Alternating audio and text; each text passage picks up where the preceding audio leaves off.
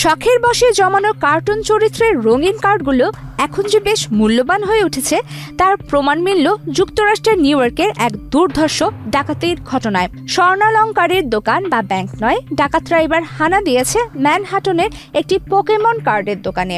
আর মাত্র কয়েক মিনিটেই সেখান থেকে তারা হাতিয়ে নিল $1 লাখ বা বাংলাদেশি মুদ্রায় 1,22 লাখ টাকারও বেশি মূল্যের এসব কার্ড।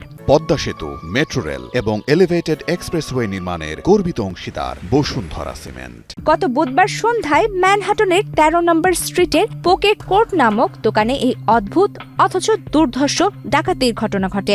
নিউ ইয়র্ক পুলিশ প্রকাশিত সিসিটিভি ফুটেজে দেখা যায় সিনেমার কায়দায় কালো পোশাকে ঢাকা 3 ব্যক্তি দোকানে ঢুকে পড়ে। একজনের হাতে ছিল পিস্তল, অন্যজনের হাতে বিশাল এক হাতুড়ি। সে সময় দোকানে থাকা ক্রেতারা কিছু বুঝে ওঠার আগে ডাকাতরা পিস্তল তাক করে তাদের জিম্মি করে ফেলে।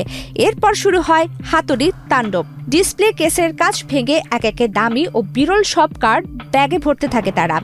দোকানের মালিক কোর্টনি চিন জানিয়েছেন এই লুটপাটের অঙ্ক $1 লাখ উপরে। যাওয়ার সময় ডাকাতরা এক নারী কর্মীর মোবাইল ফোনটিও নিয়ে যায়। তবে এই ধরনের ঘটনা যুক্তরাষ্ট্রে এখন প্রায় ঘটছে।